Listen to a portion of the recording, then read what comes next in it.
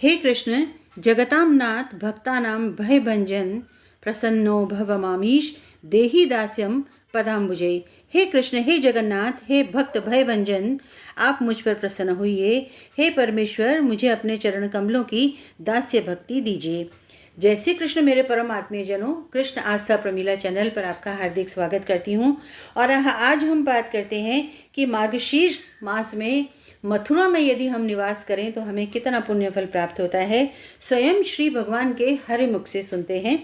मथुरा नाम से विख्यात जो मेरा उत्तम क्षेत्र है वह मेरी परम प्रिय, प्रशस्त एवं रमणीय जन्मभूमि है।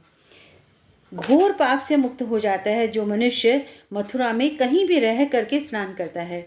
सब धर्मों से रहित दुष्टात्मा पुरुषों के लिए भी पापनाशिनी मथुरा नरक की पीड़ा को दूर करने वाली होती है। मथुरा का नाम लेने वाले लोगों की भी मुक्ति होती है। जो मनुष्य वहाँ 3 रात भी निवास करते हैं वे अपने दर्शन एवं चरण रेणु के स्पर्श से भी दूसरों को पवित्र कर देते हैं। जैसे छोटी छोटी चिंगारियाँ घास फूस भरे भारी ढेर को जला डालती हैं, उसी प्रकार मथुरापुरी बड़े बड़े पापों को भस्म कर देती हैं। अन्य स्थानों में किया गया पाप तीर्थ स्थान में जाने से नष्ट होता है, किंतु तीर्थ स्थान में किया हुआ पाप वज्र लेप हो जाता है। अन्य स्थानों में जिस पाप का भाग 10 वर्ष में पूरा होता है वह मथुरा में 10 दिन में ही पूरा हो जाता है। स्वर्ग, पाताल, अंतरिक्ष तथा मनुष्यलोक में मथुरापुरी के समान मेरा प्रिय क्षेत्र दूसरा नहीं। तीर्थराज प्रयाग में 1000 वर्ष तक निवास करने से जो फल प्राप्त होता है वह मथुरापुरी में केवल अगहन मास में निवास करने से ही मिल जाता है। जिसने कभी मथुरापुरी नहीं देखी और उसे देखने की इच्छा रखता है, उसकी कहीं भी मृत्यु क्यों न हो, वह मथुरा में ही जन्म लेता है। यदि घनीभूत आनंद पाना चाहते हैं तो मथुरापुरी में निवास करना चाहिए।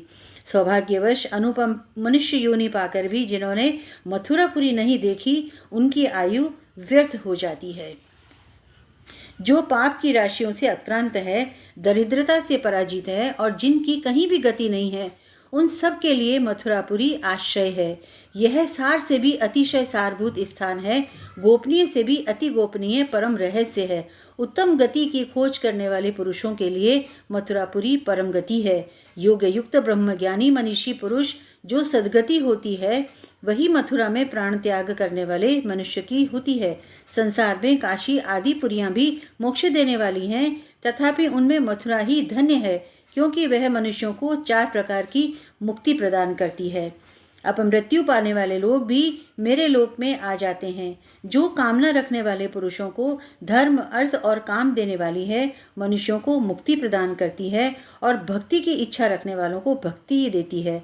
उस मथुरा का कौन विद्वान पुरुष आश्रय नहीं लेना चाहेगा। ऐसी महिमामयी मधुपुरी मार्गशीर्ष मास में सेवन करने योग्य है।